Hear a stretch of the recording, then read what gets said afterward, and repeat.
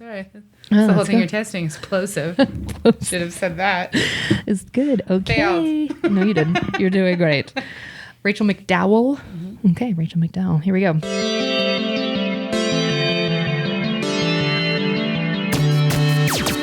Oh, hi. You're listening to Service from Hell, a podcast featuring people that are currently in customer service positions or the lucky few that got out and all of the good, bad, and infinitely irritating things that go along with that work. I'm actor and writer Kate Gaffney, and I'm uniquely qualified to discuss this as I used to work at a very busy and very popular comedy club in Los Angeles, and at least one of you listening right now probably grabbed me and told me you were ready to order when I was running around like a crazy person. So let's eat.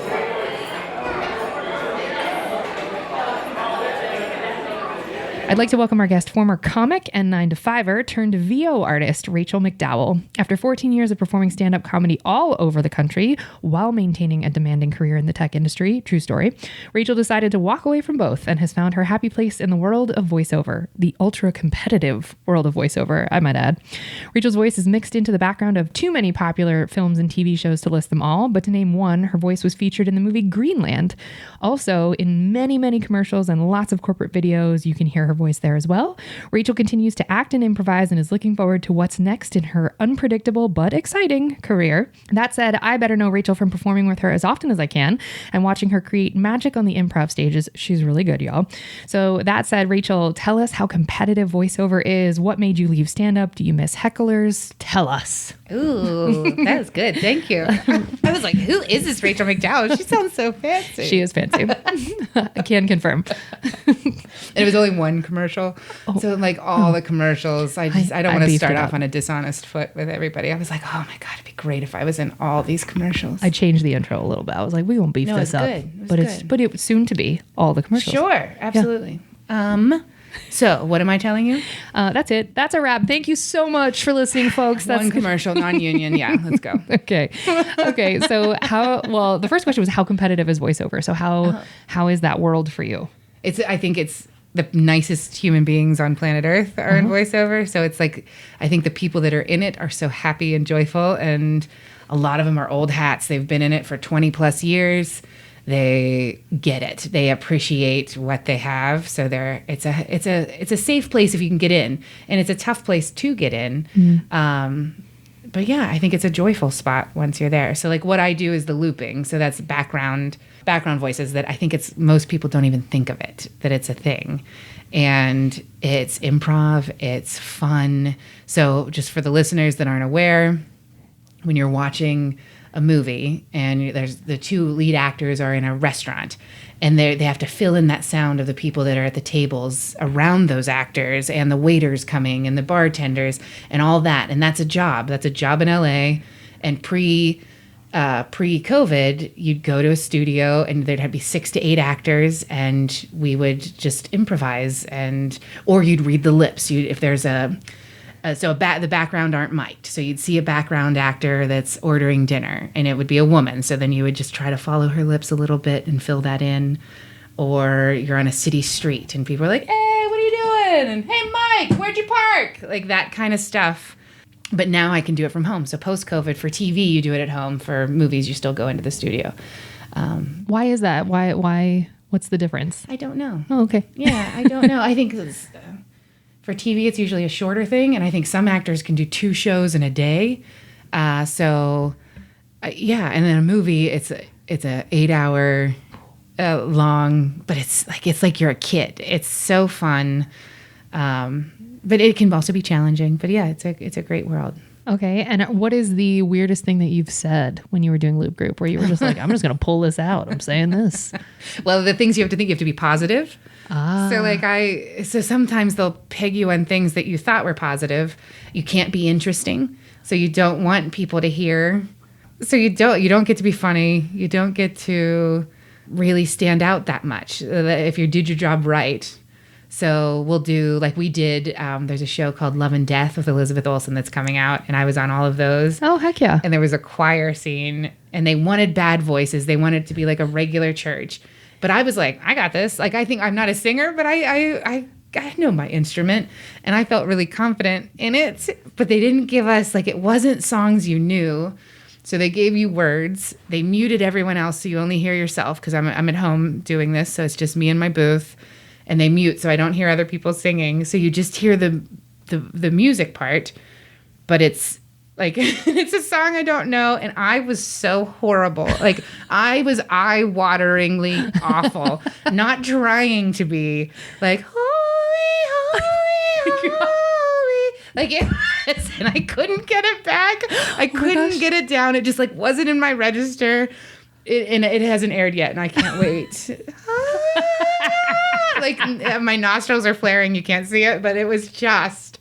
Can you catch yourself? Like, if you watch the episode, will you be able to hear? Sometimes. Really? Yeah, sometimes. Oh, that's neat. Yeah. It is something I guess as an audience we don't really think about, but it is a big part of the movie. So you submit those like voices. So the weirdest thing you would probably say was the not being able to sing or get out of that range, or is there something weird you can think of that you were like, I read that background actor's lips and she just said I'm gonna go kill my husband or something wild. It's so banal. It's like, oh, we painted the kitchen. I paint a lot of kitchens. And like, it's just something that wouldn't grab your ear. How fascinating. Yeah. But there are things like when you're investigating. So if it's a cop show and then you're the background police and you're looking for evidence, or you're at a hospital and you're doing pages at the nurse pages, like those are all people. Oh, sure. Yeah. For Greenland, it was a lot of, did you see Greenland? I didn't. It was terrific, everybody. It was a really, really good movie. But Greenland, it's a comet is coming toward the Earth, but it's supposed to go past the Earth. Spoiler alert, it doesn't. But so everybody's excited. They're going to watch this comet fly by. So there's all these parties. So it started out as just newscasters. So like it's like they're driving and they're listening to the radio. And those are loopers, those voices that are coming out. Or they're in the kitchen and the morning talk shows are on, and those are loopers. And the one that I'm featured on, and this was the first movie I did, and I was nervous, and everyone's so talented. Like, you go in this room, and it's just, people are just so good at this. Ugh. And so we started, the morning was morning radio, and I was good at that. We had to audition to do the movie, and I felt good. I felt good about morning radio, but I was like the worst one. Like, but I wasn't bad, but I wasn't as good as her or him or her or those guys over there. And it was like, oh boy. And I felt my confidence like, oh boy, Rach, like maybe you shouldn't be here. And like, oh boy. And it was like, and then, when you know that and you try harder, then you get worse. And I'm fine. Like nothing embarrassing, but sure. I'm just the 10th on the list. And this is a bigger loop group. But then they switched it to a character on a ham radio. So that's someone that's like looking for help because the comet's going to hit. And everybody sort of missed that. Like we've been doing 2 hours of like, good morning, and we're gonna spend the day, blah blah blah, ha ha ha. And they'll just say like, okay, Rachel, why don't you try this line? So it's not like that you're scripted of anything. It'll be like, all right, Pete, you try it. And I was doing the universe thing. I was like, let me do this one because everybody was reading it still sort of in a radio voice, and I was like, I don't think that's what it is. And so then. It was like, Rachel, I was the last one. And I was like, and I did really well. Like, I was like, hello, is anyone out there? Like, I was upset. I would be if I was alone in my cabin in New York. And like, that made the movie. And it was like, oh. And so just that moment, then it was like, all right, you got this. You're fine. Oh. Yeah, you deserve to be here. It was. So watching the movie, you caught your voice. And well, so like, in Greenland, there's a bunch. Like the radio stuff and the morning radio and that moment. And that moment's like it's kind of a pivotal moment in the movie. Like the music shifts based on that, and Gerard Butler's the star, and like they react to that. Like they stop and listen to my voice. Like, heck yeah! Yeah, it was really cool. It was a cool experience. What a fun thing! Because getting into loop group, I know is aspirational for a lot of people because it's hard work, but it's pretty consistent work. So what got you into like looping? Introductions. That's it. Nepo. That's it, baby. Yeah. That's it. That's honest. Okay. Yeah. And so it's something that people think is very easy. Yeah. And it really isn't. Like at the end of a day, I'm exhausted. I bet you are. I bet you are. It's like you have to think on your feet. You can't. Time is so precious. You don't have time to not know it. So when you're with someone that like was like, I'll just hire my sister. And then that poor sister is because people are so good at this. Like this is a career for many people, and they're actors and they're voice actors and they're pros. And so it's not just a hire my sister kind of gig. And you see that sometimes, and I feel badly for the sister. Yeah. Okay. So I had stand up for 14 years. I've been acting and have acting classes and chops and training and improvisation. Plosives. Yeah. But I had done years of improv classes, and so it was like, what do they say? Like, luck is opportunity meets preparation. Yeah, that's right. Yeah, that's right. And so you currently still do improv, and you're very fun to improvise with.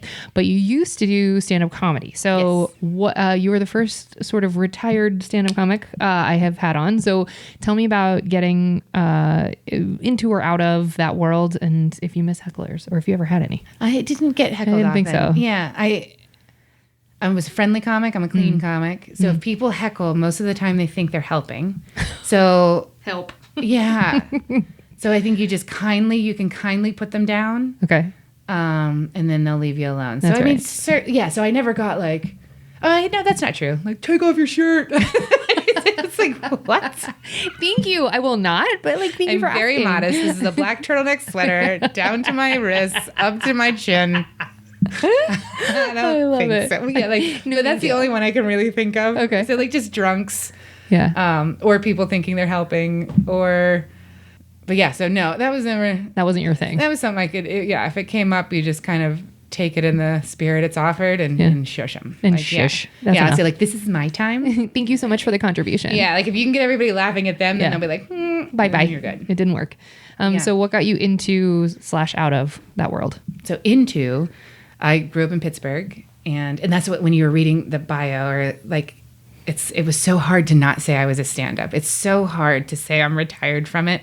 It's really a difficult thing because it was so much a part of my identity, my joy, my passion, my love, my everything. Mm-hmm. But I'm finally at a place where it's like, I don't do it anymore. But I got into it. I'm from Pittsburgh, and I graduated college, and I got a job, and I hated life, and I was so poor, and I worked at a museum in Pittsburgh. It was a dream job. I had a great job. And I just remember, and I made $20,500. Like, that was my annual salary. I lived with my mom. I couldn't even afford to live with my mom. I had minimal debt, couldn't afford, like, I was depressed. And I remember thinking, like, this is a stage in life that doesn't get credit. Like, yeah, that's right. Right? It's hard, you're promised everything. Go to college. Life is, that's all you need to do. I did well. I got this dream job, and I hated everything. And so this is a pick-me-up story. But then, one day, so the Carnegie Museum of Art is where I worked. But fancy. It was fancy. It's a fantastic museum. But it's a part of in Pittsburgh, we say Carnegie, and that's where Andrew Carnegie was from. So if anybody like cringed, like when you'd have to call you'd have to call places in New York, and they'd be like, Carnegie? And I'd be like, yes, Carnegie. Carnegie? Yes, Carnegie. Wait, so is Carnegie Hall actually Carnegie Hall? It should be. That's the Scottish way of saying it. That's the way Andrew Carnegie said it, and that's why Pittsburgh said it. I think people will fight me on that. But and you're fancier than New Yorkers. Fuck them. I love it. Good. Carnegie. I'm into it. Okay. So you worked at the Carnegie Museum, which is part of the Carnegie Institute, which was for museums. Okay. So there was like development. I did fundraising. And one day, like this is where it's like when like the universe opens up. One day I had to go across the street to the central development, and I had to deliver a envelope. I didn't do that often, but that day I did, and I gave it to a friend, and she was like, listen. So thank God she was sitting at her desk at that moment. Like if she had not been at her desk at that moment, if I had not walked over at that moment, everything would have been different in my life. Wow. And she was like, listen, the girls are making me do this stupid stand-up comedy class. I don't want to do it. Will you please do it with me? And it was at this time I had nothing in my life. I was so sad. I always say it was like my Picasso blue period, which is an art joke, but it was just like, deep cut for the art nerds. Okay. And it was like, and it was at the community college. It was $35. I didn't have $35. And for the first time ever, I asked my brother, like my brother and I don't have that kind of relationship. I've never asked him for money before or after this moment. But he knew I was pretty sad, and it was like, absolutely.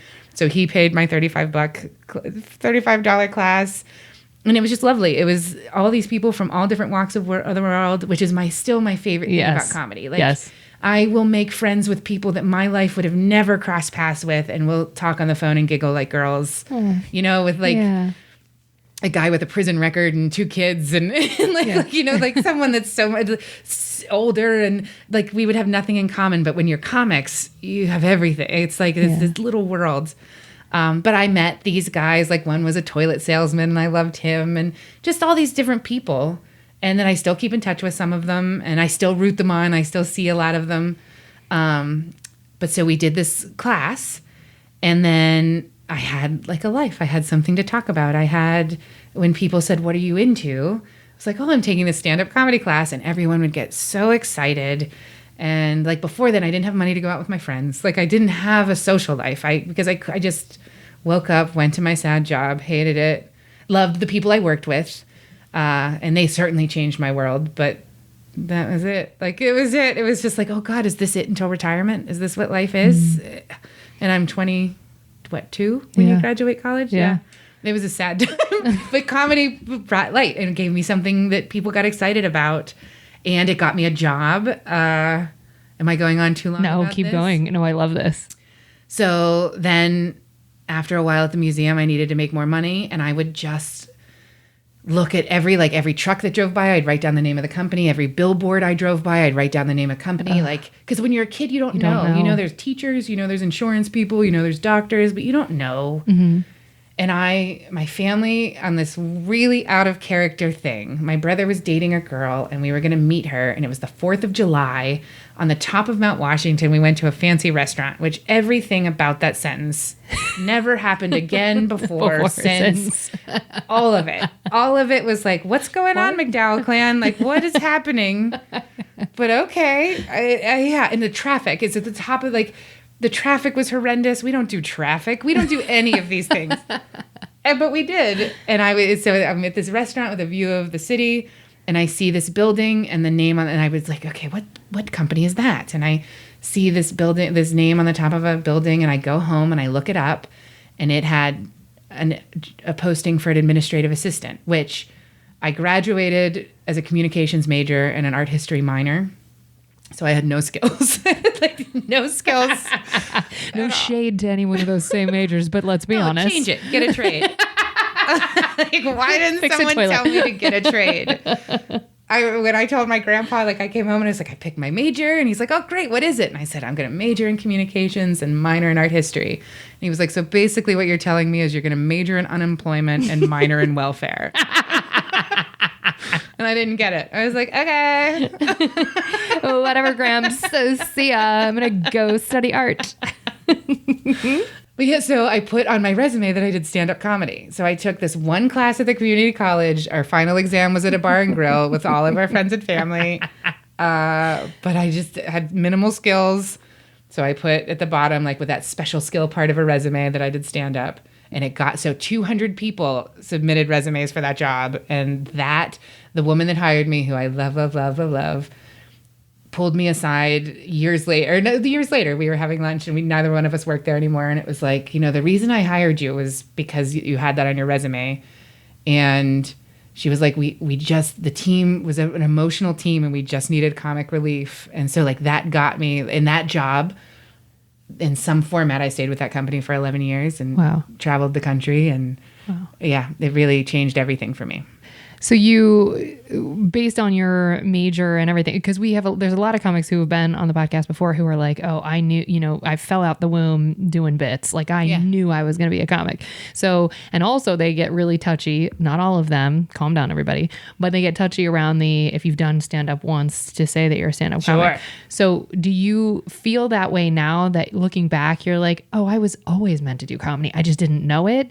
And extra question, do you then get offended by people now who say like, yeah, I'm a stand-up, and they've done stand-up one time? You shouldn't say you're a stand-up if you've done, you know where I get even, I'll raise you. Okay. When you say you're a comedian. Yeah. I remember I went to the Women's March with 2 very funny friends, but you're a comedic actress. Yeah. And so when we ran into a comic I knew and I introduced him, he's like, are they comics? And at all the same time, I was like, no. And they were like, yes. And I was like, oh. To me, comic is pure. Yeah. It is standing on that stage. I think you can be a comedic actor. I think even improv, which is comedy, but it's not a comic. Comedic acting, though. Yeah, you're not a comic. Yeah. So God forgive me for saying that on a public thing, but no, we've heard it it a lot. Yeah. Most comics say that. Yeah. And do you, looking back, do you think, oh, I was always going to do comedy? I didn't know it, but I was absolutely born for this. No. Okay. I think if my life wasn't so dirt below dirt, sad, miserable. So yes, the answer to my question is yes, because all comics have that story.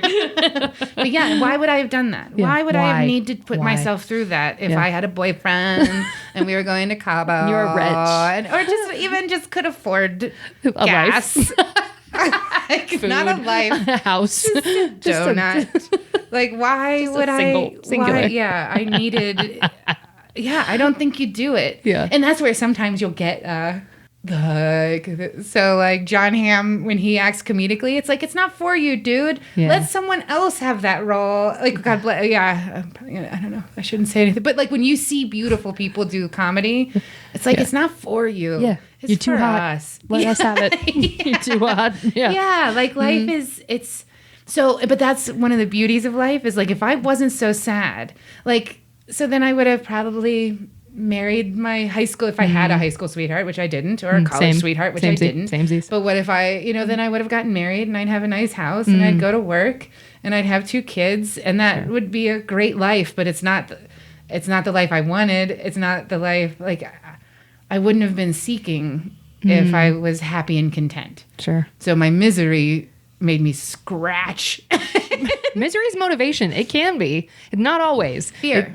Fear. Fear is a great motivator. I was just having this conversation, like everything that I've accomplished, fear was my motivation. Like, and then I have a wonderful husband and we have a nice life and I'm not afraid and my motivation has suffered. Like, sure. Yeah. Like I don't have to scrap and scratch and, this can't be it. Like how many times in my life where it's like, Rachel, this can't be your life. Yeah. You can't, this can't be it. It's got to be better than this. Yeah. And then you start looking at billboards and you start looking, like, like skyscrapers and writing down names. And go like, God, it's got to be, this is not what my life is supposed to be. Sure. But now, you love your life. Let's watch some TV. Yeah. This is a good life. Let's do that. Order pizza and hit the couch. So that's okay. Is there any aspect of stand-up that you miss? I miss talking about stand-up. I miss hanging out with comedians. Sure. So much. It can be great. I love hanging out with comedians. Yeah. I loved being on stage. Sure. I love writing and having it work. Like to me, creating a joke is like a math problem. Sure is. So where it's like you're just missing like what is X, and when you find X, it's like it's the best feeling. Good. Yeah. Okay. So I miss that, but I don't miss being on the road. I don't miss being by myself. Sure. There's an article, I think it's Mark Ronson. Oh, I like Mark. Yeah. Very. You know Mark? He's an author. Oh, I've not met him, but I've read. I read. Like, really? You know Mark? He goes to the Comedy Store. Well, am I thinking of Everything's Fucked? Yes. That Yes. author? Yeah, I like his books. So he wrote an article that I haven't read, if I'm going to be honest. But let's reference it and quote honesty. it. Here we go. It's like, okay, it was just one commercial, it was non-union, and I haven't read the article. But the gist of it is if you have a passion, you have to take what you hate the most about that passion and see if you can stomach that for the rest of your life. Oh, right? God. So you have a dream. That's too honest. Oof. Uh-huh. Oof. So what is stand-up? If I keep doing stand-up, I'm gone all the time. You barely, even when I would sell merch, very cute merch that you can get on rachelmcdowell.com. Little link in the show notes. But so I'd have merch. I was a solid feature, so I'm making more money. I'm not an opener anymore, but I'm not a headliner either, like a weekday headliner. So but it's like you barely break even. So I'm away from home. I'm driving my car all over the place. And I come home and you have to feed yourself unless you want to eat nachos all the time. You have to a lot of times features aren't put up in hotels anymore, which if you put me up in a hotel, you're going. Golden. Yeah. Golden. So I would start to do casinos and that's a great gig. That is. But I think, another thing that happened was 2015 and Donald Trump hit the scene and I stopped liking people. Why? Yeah. Who and why? Yeah. Not to go there, but we've gone there. I look at people differently. Like I used to love doing rural rooms and I used to love making people forget their problems and laugh.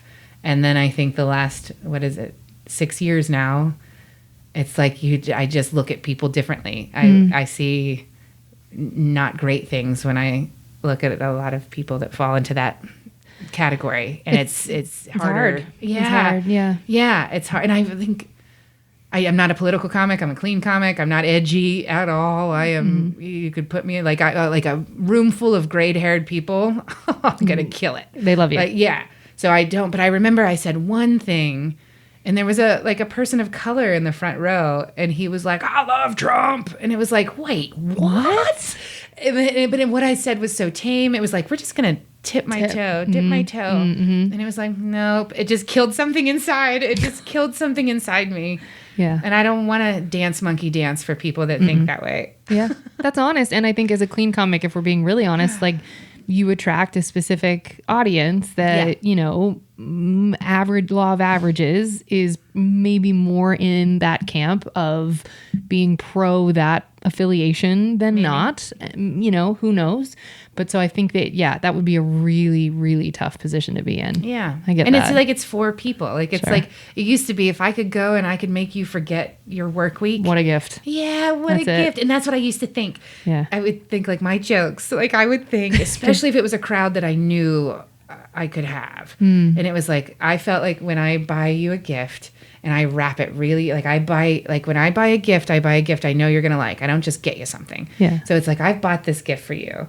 I know you're going to love this gift. I wrapped it beautifully and I can't wait for you to have it. And then that just, like, I got goosebumps. That's how I used to feel. If I knew, if it was a crowd that was like my kind of crowd, like I knew it was going to be great. And then the rest of us would be like, I made this present. I hope you like it. Open it quickly. I'll leave the room. Bye. I get that. I think it's good. If not, I have another present. Bye, Kara. I can do something else. I'll sing. What do you need? Oh, deeply relatable. Okay, so there's aspects of it that you missed, but you made the choice that was healthiest for you. I made the choice. Like. If it was after COVID hit, and so I was at a stage where I never said no. If you asked me to be on your show, absolutely I'll be on your show, but I didn't seek out shows. So then that meant I'm rusty. Sure. Like, you know, like I'm performing once a week instead of like hitting it. And it's a muscle. Yeah, it is. Like, funny is a muscle. Yeah, it is. And I miss that muscle. I think I'm less funny as a person, just in general, without standout. I think you're doing great, but I get Thank it. you. Yeah, I'm still fun. I mean, I'm still batting above average. Is that a sports talk? I don't know, but you are batting above average. Swinging rackets. Swinging touchdowns, is that what we say? I think it is. Okay, so just quickly get us up to today. So you're doing voiceover now. You're performing. You are doing some improv. If people want to watch your older stuff or your comedy things, like, do you still promote that stuff, or would you? No. Okay. And I was never. That was part of it too. As That'll do it. I hate watching myself. I hate. Really? I love if you would be in the crowd and come to my show. Yes, but like send me a clip. Ugh. Really? I hate that. I hate that. Why? Does it make you just self-critical and make you like go back away from a joke because you hear how it lands? No, it's physical. It's it's weight has always been a thing. Ugh. So I'm up there and I think I'm doing great and I'm wearing my shirt that I love. And then someone takes a picture and it's like, oh, I didn't know that shirt looked that way. It's that kind of that small stuff that breaks my heart. Made it torture. Yeah. Yeah. That's honest as fuck. Thank you for being that honest. But that's what it is. Or like, so there was a great guy that would come to clubs and he would sketch people, like, and you didn't ask, and it was like, so he would just come up and be like, "Here's if he has a business, he should name it that non-consensual sketch." That was good. Bingo! It's the very first time. You swung that racket and tossed it into the hoop. Touchdown. But he came up and handed me a sketch, and it was like, "Who's that? Like that's where's her face end?" Like it was just. Oh man. And it was a nice, lovely gesture. Sure. Or people snap pictures of you all the time. And like, so on stage, I'm not in my body. Of course not. You're floating. Right. Yeah. And then it's like, oh, I need to suck it in. I need to, yeah. Shouldn't wear that shirt anymore. Can't wear those pants. Fucking honest. Being a woman is impossible. Well, and I would catch myself when I'd see women, not men, doing the same men thing. are on stage. Yes. I just listen to the men. Mm-hmm. But when women are on stage, I'm like, look at those jeans. She looks great. Or she shouldn't have wore that. Or like just in my own head to my own self. Same. I would never say anything to anyone else. Of course not. Yeah. But I notice. And it's like, oh, guess who else gets noticed? Me. Oh, I'm so guilty of the same thing. I just was thinking I just watched a female comic special and I really liked, well, it's positive. So I can say it's Chelsea Handler, what she chose to wear for her Ryman special. I was like, I'm living for this outfit. Yes. Yeah. And those fucking cool sneakers. I was like, I am living for this look. But then I thought, what's the last, like I've seen a ton of guys specials. I just watched Chris Rock's, couldn't tell you what he was wearing, but I can paint what Chelsea Handler was wearing. And it's like, oh, that is interesting. Isn't that interesting what we are like in just biases? Anyway, this is about feminism. Let's transition into the lighthearted topic of women. All right, let's get out of this. Hope you enjoyed your apps, folks. Wow, Kate, you've done this before. This is not your first time. We hope you enjoyed your apps. We're going to move on to the entrees after a quick break.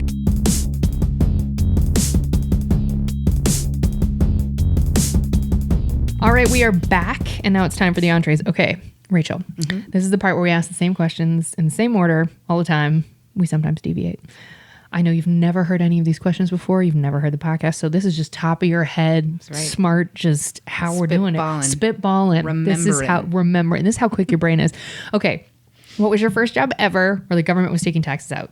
You can say anything, but paycheck job. Yeah, paycheck grocery store. Okay. I was a bagger chick, which was pretty big. You know, the women were cashiers, but they just weren't. As soon as I hit 16, my mother pushed me out the door, and it was my brother worked there, so it was just that we knew I was going to work there, and they only had a bagger position open, so I was a bagger chick. Okay, in a local grocery store. Now, we have had a few other bagger humans on the podcast. Bagger humans. I always ask, well, were you trained in a specific way to position, like Tetrising the food and everything, or were they just kind of like, don't put the eggs on the bottom? I think now, judging from my grocery store experiences, there is no training.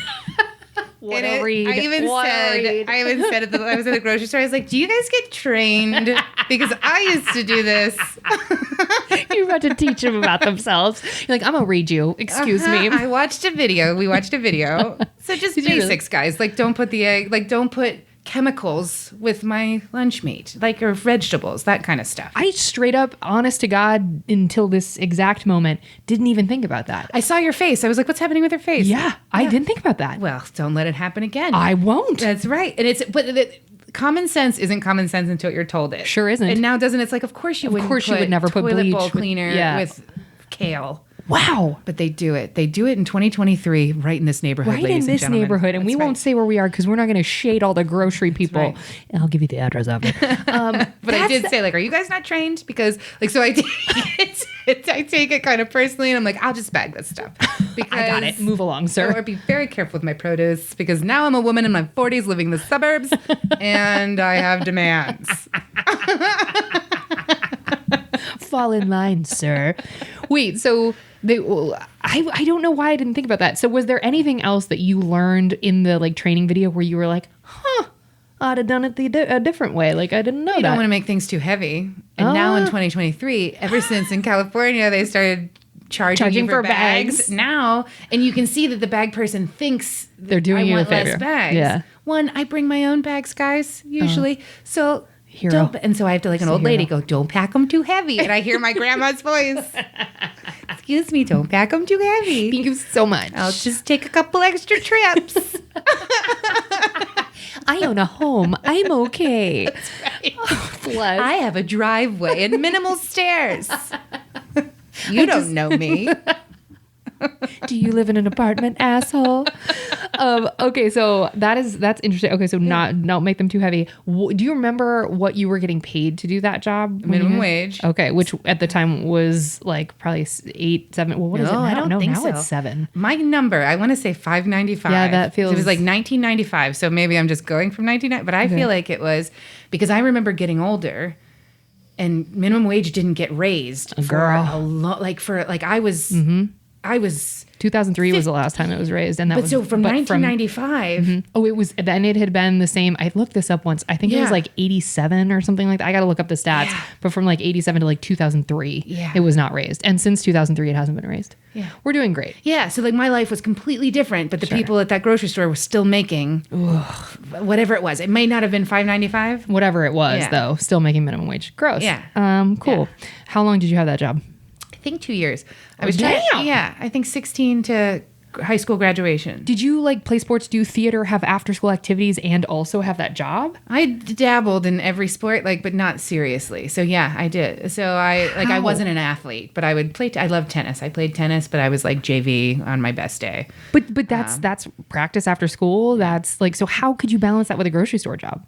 Or was the grocery store just the weekend? Part-time. And it wasn't, no, it was, I don't know. I think when you're young, you have just energy. Fine. I mean, there were days I was very tired, but I think I only worked until 10. Oh, and then, so it was a small town grocery store. So we're not living it up all night, 24 hours. So, yeah, so you were home by 10. Okay. Yeah. Okay. Yeah. I'm impressed. All right. You had that for 2 years.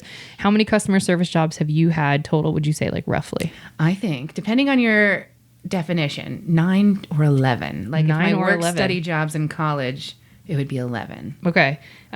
Talk to me about, what are those? What were these jobs? So buy low, my grocery store. Buy low. Then we go to college. Oh no. So buy low, and then summer after high school, telemarketing. Have you had telemarketers on before? Oh, yes, but I want every detail. I want every detail. Yeah. I had a guest on who, Kristen Meisner, who loved it. What? Loved it. Lived for it. Loved it. She was like, I was a problem solver. God I bless loved her. it. Yeah, she said she would go back to it today.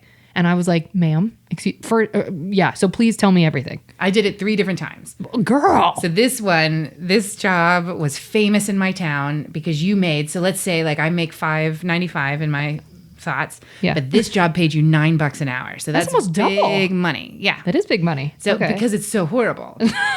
And so it was famous in my town. So you'd walk, and this is the 90s, so people could smoke in public. Yes. And you would have to go to work, and you'd walk through like 40 smokers right outside the door, just like, because they were just all coming down from the job, like, puff, puff, puff, puff, puff. And you got it. It was like, it's okay. It's You're like, okay. give me one of those. I get it. I'll see you in 20 minutes. And then you had to do surveys. So first, this job was so horrible that it would get people. So if you didn't want to work, and this never was my person, I never did this, but people's friends would call in bomb threats so that so you'd be working, and it was so bad that then it would be like, there's a bomb threat, everybody clear the floor, and everybody would go downstairs and smoke until the police or whoever comes for bomb threats would clear it.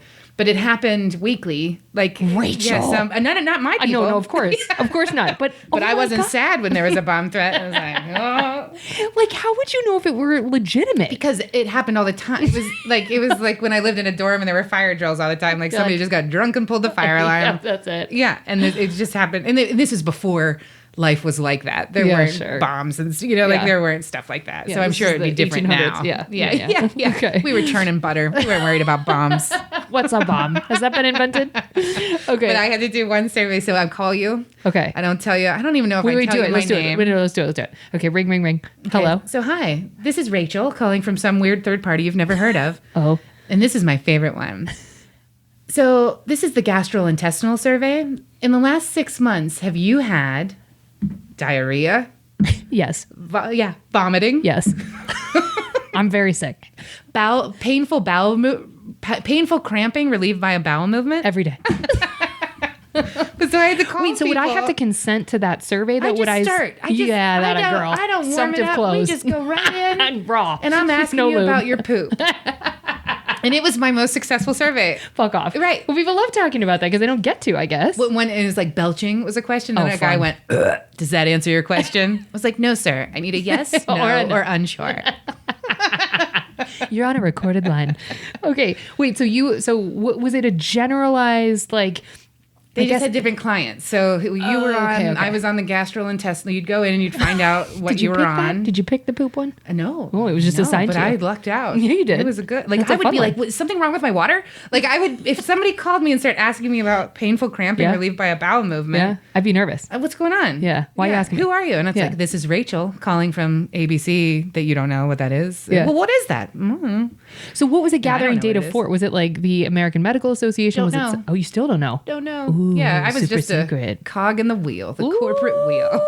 Okay. So poop was one. Did you have other? Sure. Okay. But who knows? I don't remember. But it was cold calling, asking people these questions. It was not to like sell timeshares and shit like that. No. Okay. But you said you did telemarketing a couple times? 3 times. 3 times. So when you say 3 times, that means not 3 years in succession. That means you returned to the job 3 times. Just like your buddy that you said. Yeah. It's a good skill. Is it?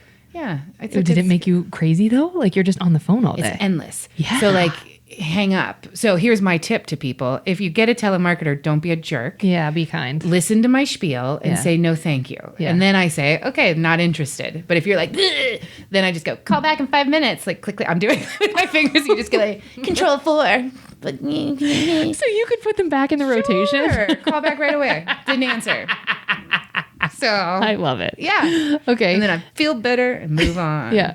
But you're just, I mean, it's churn and burn because you're getting rated on volume. There's no break. Girl. Yeah. So So shifts are only 3 hours. Oh, they have to be. Yeah. They have to be. Yeah. 911 operators shifts are longer than that. We've had a 911 operator on and it floors me that those are longer than 3 hour I never shifts. thought about 9. I mean, I wouldn't the even compare stress. those two. But because I think the 911 operator stress level has to be Sure. through the roof. I couldn't do that for 8 hours. Sure. But telemarketing for longer than 3 hours, I go crazy too. Right. So is it just, it's like click, turn, oh, okay, they didn't answer. Click, Yep. they didn't answer. Bomb threat. Oh, thank God. I'm gonna go smoke and stretch these legs. Wow, that's wild. So what was it? Just because it was, a job that a buddy of yours had, and was like, hey, Everybody had it. Almost everybody worked there for a minute or two. My friend, who we all just graduated high school, and so the party house was right around the corner from the job. Kind of perfect. So, so perfect. Yeah. 3 hour shift. Walk to the party. Have a So cigarette. it's like 6 to 9. Oh. It's never earlier than that. It's never later than that. That's great. Yeah. On paper, but no. Okay, but what was it about it that you hated? Everything. Okay. It's a claustrophobic feeling. Yes. Don't answer. Another number pops up. Like it's just, so it's all like Sensory overload. Yeah, and just there's no break. So if you get someone nice, then that's okay. But that feels like happens maybe. So maybe you get 3 surveys a night and you're killing it. So 3 people talk to you in 3 hours and you're killing it. Or they'll take you through and then they'll go, oh, my husband just got home. I have to go. So and you then they can't hang finish up. it. And it's like, no.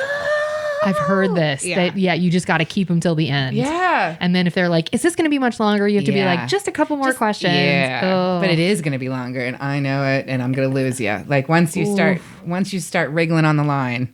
So there was not a way to collect the data prior to the actual completion of the survey. So it wasn't like they could take piecemeal data of like, well, they answered at least 10 of these questions. No. So it had to be completed. Yes. Ugh, what was the training for that like? It was a day. It was a full shift. I think that's why everybody did it because you got paid $9 an hour to do the training. And then I think you did one day and you were out. Like I lasted probably a summer. Just Damn. one summer. Yeah. But why'd you Like go back 3 days a times? week. That's all. That's not too bad, I guess. And if they're paying not double. on paper. It's not on paper. And that's what my mom would be like, what are you complaining about? Like you're making $9 an hour. It's a 3 hour shift. I'm like, you don't go. You don't know. It's horrible. But real talk, if we're doing that math, that's $27. Yeah. Pre-tax, which means you're going to see about, 16, 17 of that. Maybe, well, out here, I guess maybe you'd see 19 of that. But like, that's not a lot of money for 3 hours of your time. Like, and really a week, if you're doing 3 shifts, that's 100 something pre-tax. Like, that's not a lot You're a of high money. school kid. All you got is time. Yeah, I just yeah. graduated. Yeah, that's right. Yeah, I don't have to work at the grocery store anymore. Yeah. Like. Yeah, you're making double. Yeah, like what do I need? What do I need? do you I need $3 for the beer money. Yeah, That's all. right. Yeah. So, okay. It was it wasn't a savings job. It was just a survival living job. Yeah. Just pocket money. Okay. So you telemarketed for 3 times. So we have buy low, telemarketing 3 times. What else we have? Go to college. Okay. Work study. I worked for the library science department. Oh, which was kind of cool. great. Did you love the library? I didn't work in the library. I worked for the department that taught future librarians, which was full of surprises. Like it was a lot of people that had degrees like I had, like degrees that like psychology, lots of psychology people. Sure. Like just degrees where you're like, what are you doing? Poetry? What are you doing? And then but then librarians make bank. A what? Yeah, like it was a start. If you had to have a master's, you couldn't. It wasn't a 4-year degree. Outta here. See, I thought this too. I didn't know this. Surprised. Is this why they're snobs? Sorry. But Well, they're educated. They're educated AF. And I did not know you have to have that. a master's degree. And back then, starting salary was $80,000. Oh, come on. Back in For a Pennsylvania. librarian? Yeah. So treat them Damn. with respect. Okay, they drive in They are Maseratis. book doctors. Oh. don't know about that, Rachel. But it was like an wild. interesting, it was like not a field. I just needed a work study and I got hired at the library science department. And they saw so it. I had no interest. It was like, oh, like, I was just filing things and answering You come in phones. hungover. You're like, I Yeah. don't give a fuck. Yeah. And they're like, ma'am. They're just It's like, very hey, buttoned you're up. the one that majored in forestry, dude. What did you think was going to happen? Oh, you really saw yourself fighting fires? Okay, buddy. Okay, so you did that. What was it that you said that was work study library science? Library science. They try to make that sound fancy. So it's a major. It's like a college major is library. You can major in library science. Why call it science? Because it's Here we go. It's All right. science. All right. Okay. the Dewey Decimal System. What, you don't just born knowing that. You gotta study that. Somebody had to invent it. Okay. I mean, there were whole classes. I believe you. master's classes on the Dewey Decimal It's System. insane to me, but I believe you. Okay. So work study library science. You did that for how many years? I don't know. And I loved my boss, Barbara. She was like a wonderful. She was wonderful. She was maternal but hard ass. Like she was. Love it. Yeah, she was great. Smart. Very smart. Yeah, I can see that. But then I did telemarketing came in, so then I joined telemarketing to make some extra money at college. So were this you is going freshman year. So I bet I was in freshman, sophomore, was with library science. Okay. And Were then- you going to college in the town? Like, was this telemarketing for the same company in the No, same no, town? no. Oh, this was. Oh, you. Okay. Yeah, went to college. You had an experience. Okay, so you do because you're like, I'm good at telemarketing. I know I can do it. Well, it was so just like, oh, there's a job. Oh, I've done that before. Yeah, no, it was not. It Not was exciting. nothing like, oh, I've got a skill set I can bring to the table. No, Like, I it's like, just done it's just up the stairs from my dorm. guess I'll go do that. Yeah. Okay, got it. But thanks for the credit there. Okay. But it was for the alumni, so I would call alumni, and I was the only freshman. Ooh, fancy. So I only got it because I had telemarketing experience, and I was Okay. the third top caller. Okay, getting people to donate. Yeah. Would you ever get people to be rude, like the alumni? Okay. But not like my when I like my first week, my best friend, who's still my wonderful friend, has a complicated last name, and the girl next to me was like, "How do you say this?" And I was like, "Oh, I got it. It was my friend's." Aw. So I called, and her brother picked up, and I didn't know her family yet. We had just met, and I asked, and he was like, "I'm the babysitter." Hung up on me, and there's no small children. Like he was just lying. Just being a dick. But yeah. Okay. But I remember one time it was Halloween, and I got a guy, and he was like, "What are you wearing?" And I played with it. I was Good. like, "I'm about 5'9". It was like long red hair, 72 pounds soaking wet. and I got money for it. He gave me money. That's pre-OnlyFans. So good for you. You got his first OnlyFans donation. Okay. So it was telemarketing alumni. Then what was, so you had said 9 or 11 jobs. We're up to 4. Okay, 5, so then 6. so through college, then I did a different work study for the United Way, which was Oh. lovely. I Oh, really yeah, learned good a lot person. there. Look at you. Okay. I mean, that was, again, just a job that was posted that I applied for. But I was a communications, so it was like it worked like it was a community outreach and Yeah. making posters, which I'm not great at. Okay. But in '97, I was killer at it. Great. And then I worked retail for a little bit. I worked at a local Fashion Bug. Do you know what Fashion I Bug is? do know what Fashion Bug. So then I moonlighted there. So I had the work study and Fashion Bug. So that takes us to 6. Okay. 1, 2, 3. But yep, we're up to 6. Okay. Summers in college, I worked at Mac Park Pool. So there's the local swimming pool, which was fantastic. Okay. What did you do at Mac Park Pool? I was the admissions chick and sometimes moonlighted in concessions. Which did you like better, admissions or concessions? Oh, admissions. I'd read books. You just sit in this little dank thing, like this little cubby. Yeah. And most people had passes, so they just walk by. My friends were the lifeguards, so Awesome. we listening to a good top 40 music all day, reading books. What's a song you can remember listening to? I'm a bitch. I'm a I love liar, it. I'm a I love it. I forget I'm who a sings that. sinner, I'm a saint. I do not feel ashamed. I know that song. Okay. I played a lot. I bet. Okay, so you sometimes moonlighted in concessions, but admissions was your preference between the two. You had friends that worked there. What else did you? Okay, so that takes us through college. So we're up to 7. 7. So telemarketing again. So then I got a job at the museum where I made $20,500 a year. That's that one. For Was that 40 hours a week. Real job, stress, hard. okay? Couldn't afford to live with my mother rent free. Oof. And it was very rough. sad. It's rough. And I met a woman who I loved. And she the people I worked with that were phenomenal. So they were oxygen. They were fantastic. Okay. But they were all poor too. And so this woman, and she just recently passed away, and she was, there was this article about like now everybody works from home. And so like kids entering the workforce are entering it at home, and you don't get those coworkers. Yeah. Like that was such a special thing. Like That's right. the people that you learn, like I never met a Heather in my whole, like like a woman like this. I never met a woman like her. And she was just amazing. And she was bold and brash and ballsy and didn't care what people thought. And like, oh, I didn't know you could be like that. And she was a bigger woman that was sexy and had cleavage. And it was like, what's happening? I love this. What are we doing? I know that this is but so she always worked. She always had other jobs. And she got a job at a telemarketing firm that it was right by my house. Like, yeah. So, and this is in Pittsburgh now. So it was a 4-minute drive. And I telemarketed with her. And that was great. That was a great experience. Okay. I mean, it was still sucked, but it was with her. Yeah. And it was like you would say the same thing over and over that your words would morph. So like it's a free program turned into it's a free pig, ma'am. And you couldn't enunciate your way out of it. It's a free pig, ma'am. And like and then we would just bust up and Rachel McDowell. It's Rachel Bow. Like it was just I couldn't even say my own name after a while. Like it was I love it. Yeah, it was a nice way to make more than minimum wage, 3-hour shifts, twice a week or whatever. Okay. And so that was in Pittsburgh. Yeah, so we're up to 1, 2, 3, 4, 5, 6, 7, 8. We're up to 9. Then maybe 9. Okay. Maybe I did count my work studies. Okay. Yeah. Okay.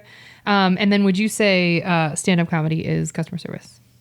Oh, I haven't landed firmly one way or the other. Sometimes I say yes, and then other times I'm like, I've said that it definitely is, but now I sort of go back and forth. It's a powerful customer service. So it's customer service on steroids. If I'm customer service in the real world, I have to care what you think. It's stand up. Sure. You can just throw a bomb out in that stage, and then the service people will clean it up. Or that's true. Like, I'm there to make people. No, it's entertainment. No, it's not customer service. It's entertainment.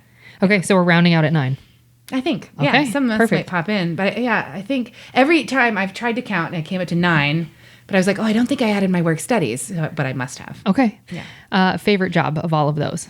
Mac Park Pool. Okay. It was really Was that because you were with your buds and you got to listen to, I wish I could think of her name, the chick. Meredith something. I was going to say Baxter, but I was too. But that's Meredith Baxter Birdie. Yeah.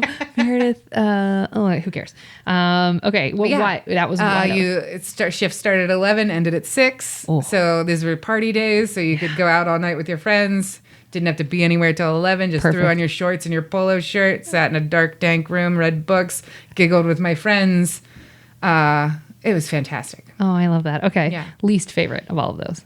Telemarketing. It's got to be. Yeah. Yeah. Why? All the reasons. Yeah, like it was just suffocating and low. Like it was like, I need money.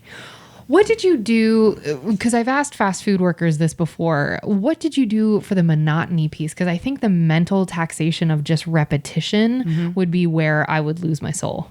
Yeah, you'd lost your soul is what you did. I don't think there's no survival. I mean, bomb threats. Like that's how people dealt with it. Like that's extreme. That's a lot. I think that's a federal crime.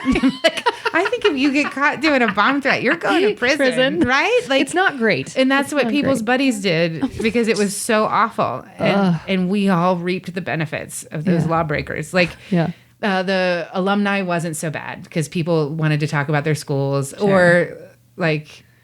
Because I don't give money to my college. I gave enough money to my college. Like, so I don't think I would approach it the way it was approached most of the time. Okay. Like, I don't want to hear from my school. I don't want to, no. I gave you a bunch of money. You gave me a degree that I couldn't do anything with. Yeah. Majored in unemployment, paid for that privilege. Not loving this. Yeah. Okay. Yeah. What's the weirdest thing you've been asked to do whilst on the clock? Weirdest thing? Oh, I don't know. How about the sexy? That was pretty weird. Telemarketer. That's weird. It was pretty weird. Yeah. And you played along, which I think is impressive. I mean, I'm not mad about that. I think that's great. Most of my jobs people were kind. Like I didn't deal, like my mother always said, you need to be a waitress once in your life. Yeah. And I wasn't. Like I did it, but I dealt with people, but it was all pretty straight. And I was cherub faced and sweet. And I was nice to them and they were nice to me. You. Yeah. Okay. It's a sort of an odd question, I guess, if you haven't bartended or waitress, because it's harder to sneak in those weird things without that type of job, because you're not really like I think you have to physically be in person with people for them to like go way out in the moon and be like, hey, we're going to say this weird thing to you. Not necessarily. I'm sure people have. I mean, but that's just living life, right? Yeah, I can't life. think. That's okay. And stand up, we could go on and on and on about. Have you ever had a weird situation happen in stand up that you were like, I only had this happen because I was on stage, or like this weird, like someone make a heckler say something where you're like, oh, or after, I think after, where because they think they know you. What the hell are you? Yeah. What would make you say that to a person? Can you think of one? One, but I don't even want to talk about it. Okay. Then don't. We'll keep it moving. Okay. Yeah. Okay. What's an incident that made them ask to speak with your manager at any of these jobs? Or was there ever? I don't think so. Yeah, you seem nice and sharp-faced, as you said. Okay. Do you think it's weird the amount of power that customers now currently wield? Oh, I don't know that I think it's weird. It's just is what it is. And I think people are everybody's so beat down. Yeah. Like, yeah. And so we've had it. And I can get a little, I'm not going to say I can get a little Karen energy, but talk to me and be kind, like, look at me. And I'm always nice to you. So if you're not nice to me back, why? What's up? Yeah. But then I get it. You got your own stuff going on and people have things in their life and it is hard. Life is hard. Life is hard. And you go to the grocery store and those people, like, through the pandemic where I'm sitting on my couch, looking out the window, like, and that's all, walking my dog and coming right back home, and they have to be around all these horrible people that won't wear masks and fighting the good fight for us to get food, which is a basic necessity. You can't avoid going to the grocery. They didn't get raises. Like those grocery stores made mad bank. Crazy money. Those people didn't get bonuses. Those people don't get bonuses. Like that's a sin. That's a crime. I agree. I dropped off. My mom sent me like all this candy for Easter, and I didn't want it was like, what am I going to do with all this candy? And nobody I know wants this candy. So I put like a little anonymous note in a bag and like stuck it at the grocery store. Come on. Thanks for doing like just something for the break room. That's really lovely. Yeah, like something to thank people. And they promptly threw it out because they were like, this is laced with cyanide. I don't know. Like hey, I did it anonymously, so I didn't. But I want to be like, you ever guys get a bag of candy? But it was good candy. Like I was just like, I have to get this out of my house. I mean, it's wrapped, so I doubt they threw it out. I was just being and cheeky. I think the bag was closed. Like it was but that was kind of you. Yeah. Okay, so you don't think it's weird? The customers have so much power. I don't know. I think for so long people have been under the thumb of corporations. I think customers are dicks a lot of the time. And I think, and then people go, I'm not going to work at this fast food place and be treated like this. Whilst you're clearing billions off my back. Yes. And hopefully that will lead make to something. People get paid more. And you do see, like in my hometown, you see like the not many places pay minimum wage anymore. Yeah, they pay over. Yeah. They should. Yeah. It's hard. Yeah. Minimum wage you can't survive on. This has been proven over, and it doesn't matter where you are in the country. There's not one place in the United States, not one tiny podunk town where you can afford a 2-bedroom apartment on minimum wage. So that's when I worked at the grocery store, and these women that were full-time career grocery store people that worked in the office. So it wasn't even, I don't know, I hope they weren't minimum wage, but then they would come through my line with food stamps. And it's like, are you kidding me? Like you're working on your feet. Yeah. Yeah, like you're in your 40s or wherever you are in life, and you are dealing with this crap, and they don't pay you enough to feed your family. It's wild. And that was a good life lesson too. Yeah. Like that's how how you treat people. Like that's right. You like these people are doing the best they can, and they're working hard, and we need them. Courtesy. They are doing an essential job. Yeah. Like I mean, that sucks. That sucks. Yeah. It sucks so endless. hard. It's like Chris Rock has that great line about like with a career, there's never enough time, and with a job, the time just doesn't end. And whatever, it's not the line. The line's much better than that. But it's like, isn't that true? It's so true. Like when you have a job, you're just watching the clock. Yeah, and you're trading your most valuable resource, which is time. Yeah. You don't get that back. Yeah. Well, anyway. Okay. What was the last straw that got you out of any of these jobs? Did you ever have like a flip a table, get me the hell out of here kind of job experience? Or was it mostly like, okay, off to school or off to whatever? It was life. That's what I figured. Life stuff, I think. Okay. Have you ever told a customer to fuck off? No. Yeah, I didn't think so. In my brain. Yeah. With my eyes. With your energy. Well, I'm going to skip the next question because there wouldn't be bodily fluids in any of these please jobs. ask the question. Really? What's Okay. the question? How many bodily fluids have been on your person whilst you were on the clock? None. Okay. Maybe at the pool, snot. You know, like if you're ever at the pool, everybody's snotting out their noses all over the place. There's no way I got away snot free. Snot. Oh boy, we got puns all day. Shout out to Caitlin Bailey, who had the best answer to that question, which is literally. I remembered a job. Yeah, a good one. Tell me. When I quit my corporate job, and I always thought like. I used to romanticize about being a barista. Like I just wanted a job where I could clock in and clock out. I was not a barista, but I got a job at CBS. I did a coffee cart for So You Think You Can Dance. Hell yeah. That's a good one. There Was you that go. fun? It was great. It had to be fun. It was early. I had to get up early. You're the number one person on set. If you have access to coffee, the grips love you, literally all the crew. And there was no craft services, so it was just me. I'm surprised you didn't get. Everybody was so nice. Loved you. It was loved great. you. I met Paula Abdul. I bet you did. Yeah, it was Liquid cool. cocaine. I mean, everybody. Oh yeah, you were. Yeah. That's awesome. Okay. Do you tip? Oh yes. How much? Always 20%. Is that your base? Yeah. Anything makes you go below that? No. You'll always tip, no matter what. Service is bad, that you get ignored, they're terrible to you, you still tip 20. I have a very guilt. I have a lot of guilt. I have a lot of privilege guilt because I did have no money for a very long time. Okay. And now my life is much more comfortable. And so I get it. And I get what it's like to not have any money. And if I can give you money, I'm going to do that. I'm rude to you. I come up to your table, I say, what do you want? Yeah. Then something's going on with you. Good for you. Yeah. Like there's something like who knows what's going on. Wow. What happened to you. And I know that the American public is horrific. Wow. So I think with the pandemic, you see people like almost approach you as mad because they think you're going to be horrible to them. So it's like, all right. Give me some oxygen. Cool. Yeah. Yeah. Yes. Going to be please. horrible. Yeah. I will treat you kindly. Yeah. No, I would never. Okay. Like my husband once, we went to a fancy restaurant and I just read the book Bittersweet. Do you know okay, they made a show, I think on Showtime, on Stars. But it's a luxury, just about wait staff in a luxury. Oh, I want to see that. Is it a good show? I didn't see the show. The book was very good. Okay. So it's based on the book.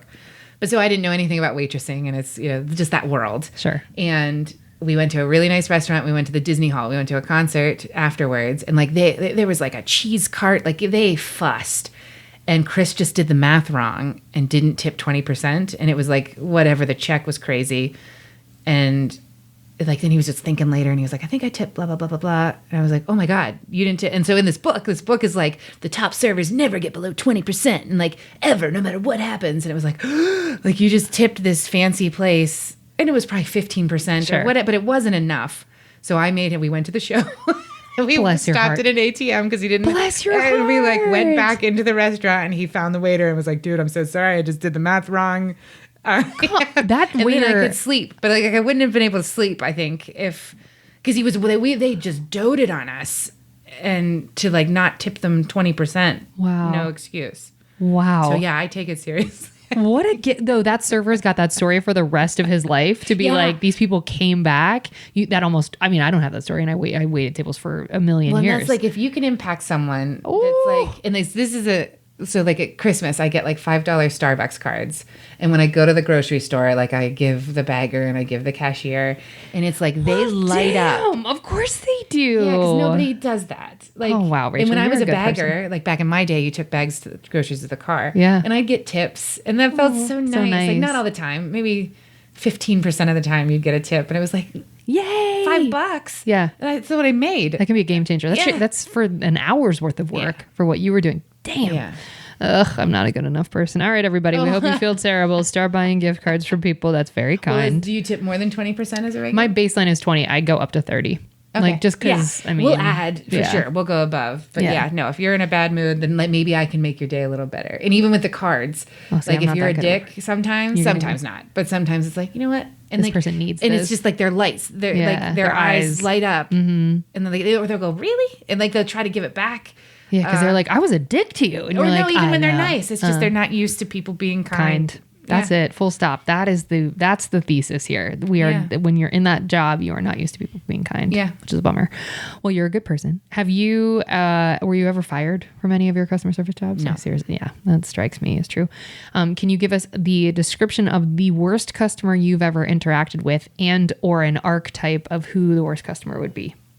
I think, like, if you don't treat me like I'm a human being. Like, so what does that look like? At the grocery store. Okay. And I did move up to cashier eventually. Oh, high five. And so I say you're blah, blah, blah. It's $27.92.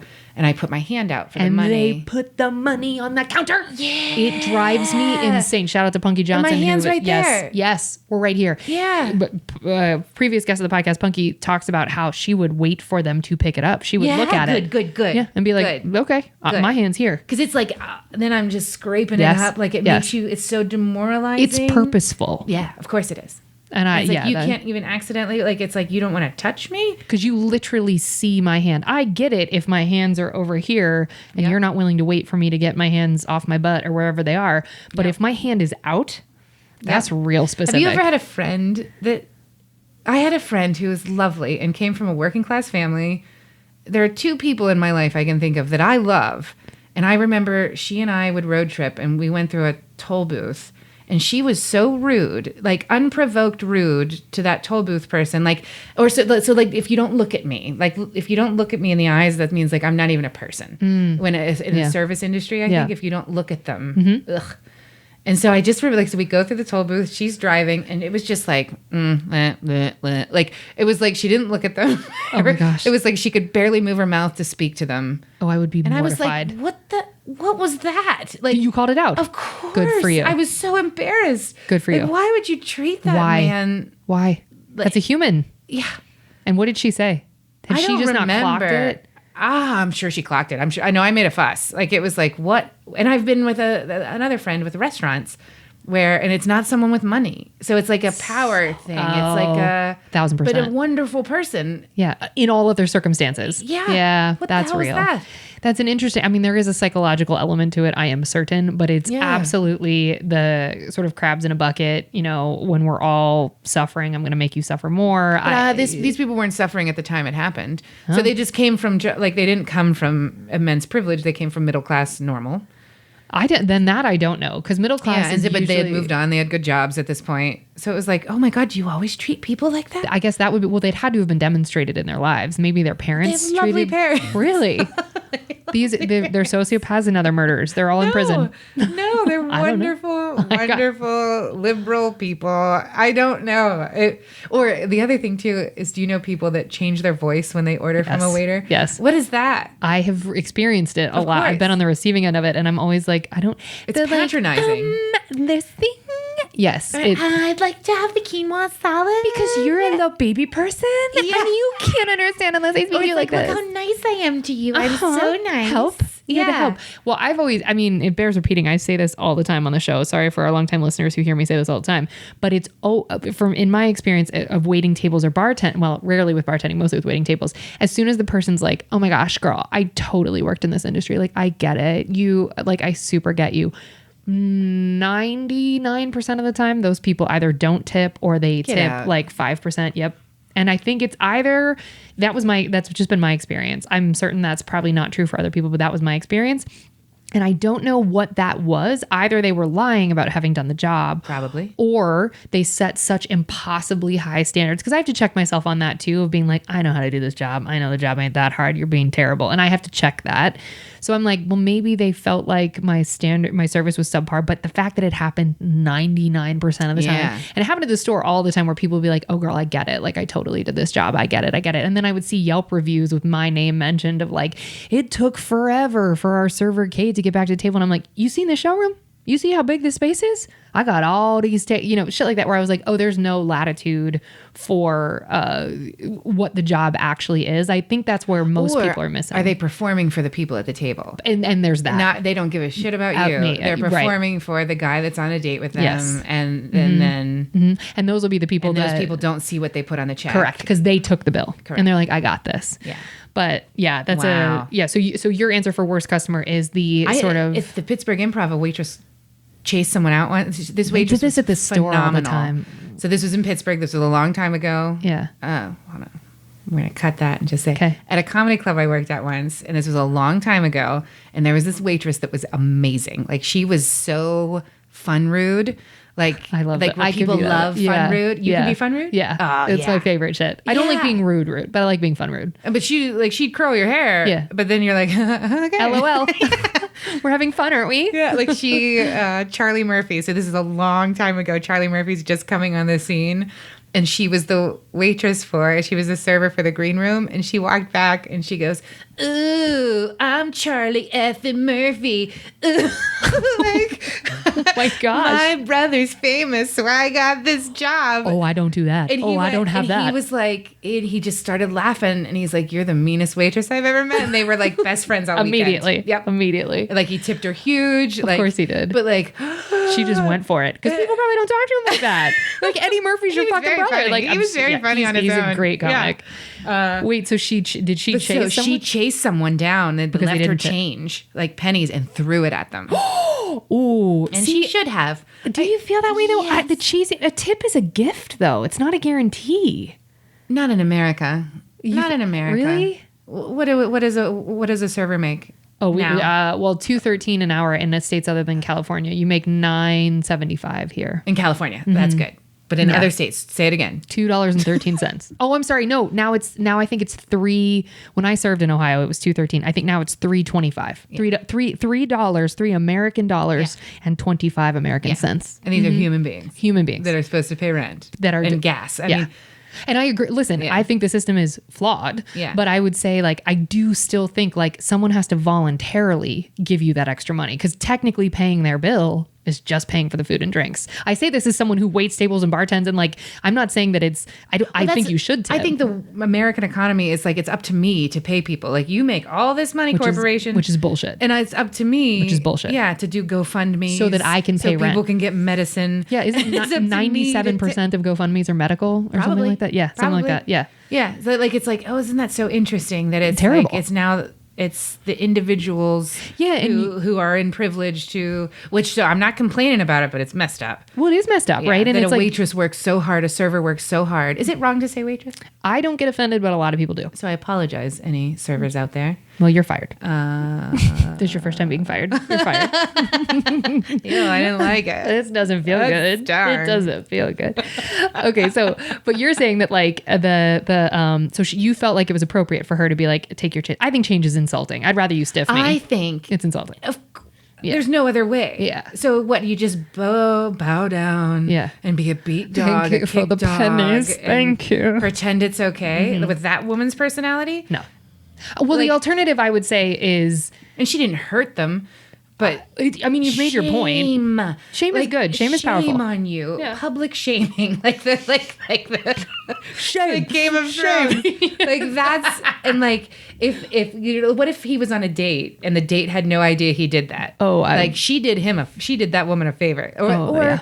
you just see people act so poorly because no one ever told Checks them. Yeah. No one ever does. Yeah. Listen, I would, if I were working with her at that club and I saw that, I'd be like, fuck Yeah, I don't yes, think she got in girl. trouble. Pew, pew. Of course not. I don't think she got in Of course trouble. not. Yeah. But I think that that happened at the store a lot, where people would get tipped and they would run out and be like, you didn't tip me enough. And that's where I get like, I think it's tricky because, again, like, I know our economy and socially we're built around a culture of tipping, and it is a requirement to be able to live your life here as a server, because the corporations love being able to pay you pennies on the dollar. But it shouldn't be like, I should still have to do the job really well for you to be able to give me that extra money, is how I feel. Like, I don't think a tip should be assumed. From your point of view, that's an excellent point. From a server's point of view, I should still do well. That's just living my life and doing the best job I can do at my job. Yes. That's all that is. That's a good work ethic. Yeah. But I just can't, I wouldn't be able to sleep if I mean, this is a good, I'm glad. You know, I started a tradition that is kind of lovely, and it's not I don't hope it doesn't sound, but anyway. So my dad passed away in 2019, and he wasn't in the service industry, but he worked really hard. Like, he respected hard work. He was a blue collar guy that worked hard, and was always there to set things up and break things down. Like he just respected hard work. So on the anniversary of his death, I've started to go out with friends, and it's worked out with like the same friends. And then I just slip extra, like we all tip, and then I just slip extra money. So that's what I did last year. But this year, I like wrote a note. So in honor of your dad? Yeah. Well done. Yeah. And it was like, but I meant to do it and get out. I didn't mean for the server to read it and come find you and cry on your shoulder. Yeah. And he was like, oh my God, you just made my day. And he was like, we both were very teary. And he was like, and he went and he got like he got us a brownie that was in honor of my dad. And it was just really, he handled that really beautifully. it was beautiful. Lovely. But it was like, like, oops, I didn't mean, I wanted to just go. Yeah. But the last year I didn't leave a note. And it was like, well, if it's in honor of my dad, I should just like, hey, this is because. Oh, I would sob if someone did. I would find you. I'd run out to the parking lot and sob on your shoulder. I think if he was a dick, I don't think I would have done that. Sure. Like it was like, oh, I'm gonna wait, and it's kind of like anybody. It doesn't have to be a server. Like it's just anybody that's working hard and underpaid and just working hard, just showing up with work ethic. And that would be something my dad would respect, or did and always will respect. And so it's like, all right, that's for Joe right there. That's really lovely. Oh, yeah, it made me feel really good. It was really nice. We're not even in the nice section. We were talking about the worst customer. Look at you being a hero. It's great. Well, I guess that's what I don't want to sound bright. Like it's something that was like, I don't tell anybody about that. I love it. I love it. Like, I love I know people got annoyed at the trend of buying the coffee for the person in line behind you kind of thing. I have strong feelings. Oh my gosh, tell me right now. I want to know right now. Some people can't afford to go to Starbucks. If I can afford to go to Starbucks, I don't need the coffee. That happened to me once. It was a cop, which is so nice. So a policeman was in front of me, and I was like, oh, like one I was going to buy. It was hot chocolate. I was treating myself. It was the holidays. I had points with Starbucks, so I wasn't going to pay anything anyway. And now I have to buy this asshole a coffee behind me. So I was like, oh. Coffee's more expensive than hot chocolate. I get it. I wasn't going to pay anything. I had a free drink. So it was like, oh. And I was like, do I have to buy? And she was like, no, actually you don't. He bought yours and the car behind you. And I was like, awesome. But then I took $20 and I put it in the tip jar. So it cost you more. That's the right thing to do. Tip the people that are working there. Don't buy my little... Yeah.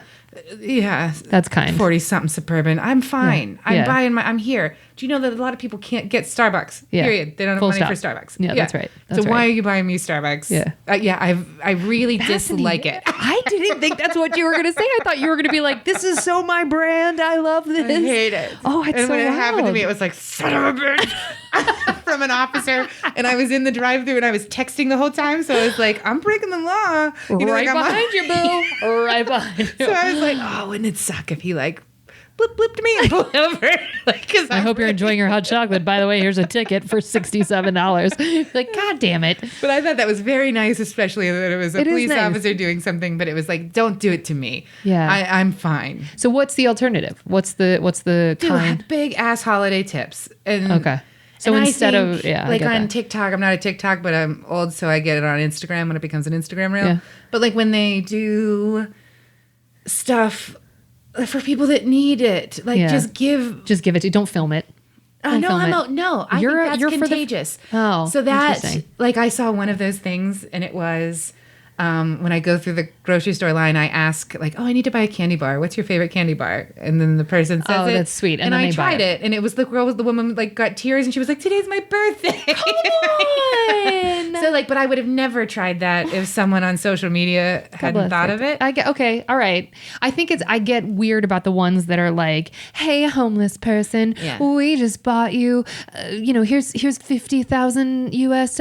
I think that's a lovely thing. Yeah, but I think it's kind of like when the Kardashians had that homeless person on in very early seasons that they were like, we're going to get him. He's an alcoholic and we're going to treat him. We're going to get him this apartment, this whatever. But it was like, he had to sign the waiver to be on the show. And it just like, I don't know. I feel kind of ick about that stuff, but I do appreciate the perspective that if not for you seeing it on the reel, you may not have thought to have done that. And then you just made this chick's day. So yeah, someone was posting on Facebook that like their son was going through a hard time, and some girl at school kept being like, will you help me with my homework? And then she'd give him $40, and they were young.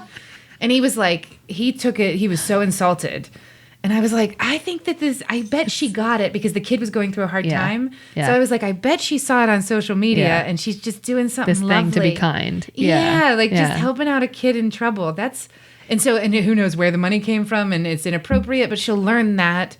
At some point. But it was kindness. So no, if you're like, you see the guy that he'll say, hey ma'am, it was just yesterday, I was looking at a reel and he went into a pizza shop and they're like, yeah, dude, we're closed. And he was like, I forgot my wallet. I just need a slice of pizza. And the owner was like, just make him a small pizza. And he's like, no, I just need a slice. And they're like, hey, we're here. Like that kind of stuff. I love that. And then he goes, here's $1,000. So when people are kind to him, he just overpays. Then he gives them $1,000. And then some, because you'll see that someone's at Target and like, I need to buy my daughter a birthday card. And then this person that they ask, who obviously does not have a lot of money, will hand them $10 or $5. And then they get $500 or something. I like those. I struggle with the exploitation. I don't know, because if it's just a kind act, that's lovely. When it's filmed, I'm like, meh. But to your point, if people see it and it encourages them to do the same. Well, on that note, folks, we're going to move on to the good stuff. We hope you saved room for dessert. Mm-hmm.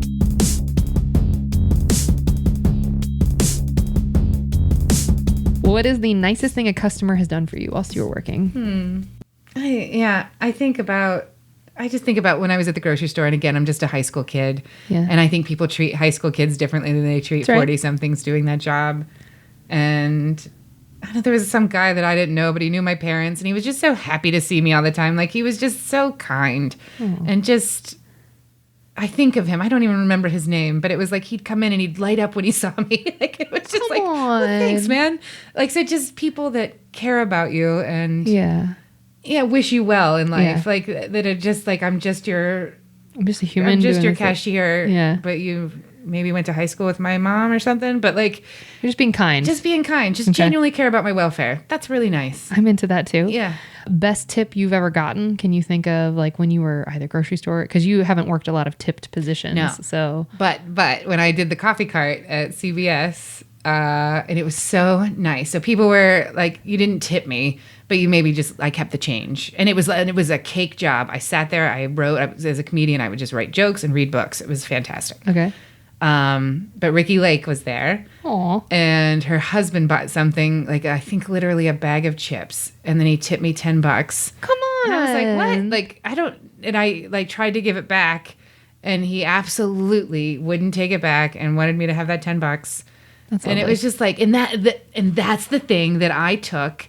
And then when I give a $5 Starbucks gift card, like, that made me feel so special. Yes. And so seen. Yes. And so, why would you do that? Why Just would to you be kind. give me $10? Just to be kind. Exactly. I love it. And it's like, I have the feeling right now that I had, right then. Like, that was so nice. Lovely. Yeah. And what does he care? It's nothing about me. Yeah. But he'd made the choice. Yeah. Which is lovely. And it wasn't we didn't chat. We didn't have a real interaction. And he could have just walked to the marketplace that's on the lot and just purchased a bag of chips just as quickly and easily. No, not really. I was the one. Yeah, yep. I was really. You're a special one cart, and best was really awesome. time you've ever had at work. The pool. Yeah, we would just laugh. Like, so we're listening to Top 40, and Eye of the Tiger came on. Yeah. And it's me talking to two friends, and I'm like, oh my God, I love this song. And I was like, Stella! And they just both looked at me, and I was like, Stella!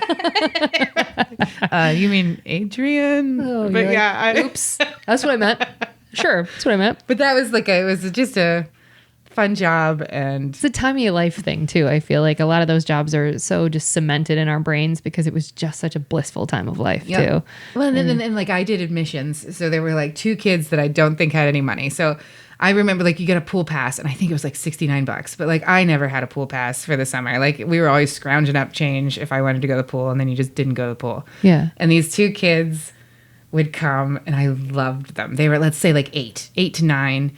And would you let them in? Sure. Of course. Like and I loved them. Like they made me so happy, and they like, it was just like one of those points where it was like, yeah, dude, you don't need to have $5. It was $5 to get in for each of them. Like that's much. That's insane. Yeah. No. What's the best lesson you personally have learned from working in customer service? Oh, just how to treat people. Hello. How to treat people, how to be kind, just everything we've talked about today, I think. But did you think you needed customer service to teach you that? Like those jobs? But differently. Yeah. I mean, I don't think agree with that. yes. Yeah, I was raised by kind people, and I think working Yes. in customer service helped me get better at being kind. Yes. Like that's like with the example of like my friend who was rude. Like I didn't grow up around that. I'd never seen my family treat anybody like that. And I would be shocked if her family treated anybody like that. But it's, yeah, to feel it, to be on the other side, and to need money. Hello. Like when I meet people that have never struggled with money, you're in a different category. Yeah. It's a different vibe. It's a different vibe. The world has been different. Yeah. It's been gentler. Oh, You've had a you gentler think? time. Yeah. Like, so to have those lessons, and like my favorite people are people that have had to struggle in some way and appreciate it. And, and I appreciate like now, like the house I live in, my husband paid for, and I appreciate it. Like, Shout out, Chris. So shout out, Chris. But it's like, thank you. Like, I'm so happy. yeah, it is all the time. Yeah. All the time. Yeah. This is great. I love this. Stay here forever. Yeah. Okay. But yeah, just I think that appreciation. Agreed. Yeah. And understanding. And people that have never had to work jobs like that, boring. They don't have that appreciation. They're missing parts. They're Appreciation missing pieces. I agree with that. And finally, what's one piece of advice you would give to customers who interact with customer service workers? Everything I've already said. Okay. So be kind. Always make eye contact. That's Jag a good- off. that's- That's a Pittsburgh word. Yeah, I love it. Talk to them like a human being. Talk to them like you talk to your friends. Don't. Yeah. "Oh, that was just Yeah, like they're not this." babies. Yeah. No babies. Yeah, it's weird. It's a weird thing. It's a weird choice. And it's a good intention. Yeah, I'll go with that. Who I'm thinking of is a good Okay. intention. Having been on the receiving end of that, I would say it's a bit of a flex, but maybe not for everyone. Maybe I don't not for think so. everyone. I don't think in this situation. Okay. Interesting though. Maybe. Maybe. Not on purpose. If it is a Yeah. flex. Yeah. It's a Maybe not. subconscious flex. Yeah. Yeah. So be nice. Be nice. kind. That's it. If you have, share. Ooh, if you have share, I Right? love that. Yeah. I love that. Yeah. Yeah. Yeah. Because what a gift. It's so much more fun to give than to receive. 1,000 million yeses. Yeah. Okay. Well, Rachel, how can people, I'm going to burp. Excuse me. Keep that in. No, I am going to. Watch Served me. her sparkling water. I knew. I was You like, said, you were like, I it's was like, gonna we make you might get burpy. Okay. Well, Rachel, The how last 6 months, have you had belching? Yes. That's a callback, ladies and gentlemen. Ooh, improv on the mic. Well, Rachel, how can people hear your voice? Are you performing anywhere? Like some movies other than Greenland, or like you said something's coming out. I forget the name of it. Do you want to give Love us and your Death on Love HBO and Death Max, on but HBO you won't Max? know I'm in it, except if you hear horrible choir singing. Okay, well, we're gonna listen for it. Boom. Now we know. And that was the best I could do. I tried. Okay. Do you want to give out your socials and things? And Sure. Okay. Give us everything. Pretty much Instagram is all I do. And it's just Rachel A. McDowell, because there's some other Rachel McDowell out there gramming without me. What an ass. So middle initial A, and then my website is rachelmcdowell.com, and that's where all my goodies are. That's where you can learn about me. Because there are many ways to spell Rachel and many ways to spell McDowell. Can you spell those both for us? Good please? old biblical Rachel is what I always say. So just RACHEL. Okay. None of that fancy A's at the end. Okay. McDowell, MC, capital DOWELL. 2 L's, folks. 2 L's, not one. Well, folks, we're going to drop your checks now. Thank you so much for listening. Listen, it really does help us with people to find us. If you haven't rated the podcast and you listen, do that. It's super quick. You And don't it's even have to. nice. Thank you. It's Right? nice. Be nice. We learned Just to one be little nice. click, one Just little a 5-star. Just a little cinco. We just got to, it's real easy. You don't even have to comment. No. But that helps if they do. It sure does. It bumps up the You don't- awareness. You don't have money for Starbucks cards? It's okay. Just start reviewing podcasts. Specifically this one. Exactly. We didn't even practice that. Thanks, Rachel. We're talking to people that aren't there. Do you see we're both looking at this person? We're looking at you. Improv. Well. Oh my gosh. It will help us reach more people that need to be schooled on the art of being kind, and will be catharsis for those of us still working in the industry if you do those things. If you want to get in touch with us here directly at Service from Hell, send us your receipts to servicefromhellpodcast@gmail.com. We always love hearing from y'all. Remember, if you can't afford to tip, you can't afford to go out. So don't be garbage and be good to people. It's easier that way. Thanks for being on, Rachel. You you understood the assignment. Yeah, You I had a were wonderful great. time. Oh, This I is had really so much nice. fun, It was too. good too, just thinking about old times. It was really lovely. Yeah, that's what we like. That's what we like here. And go down memory lane. Yeah. Well, folks, thanks so much for listening. We'll catch you all next week. Good night. Bye, guys.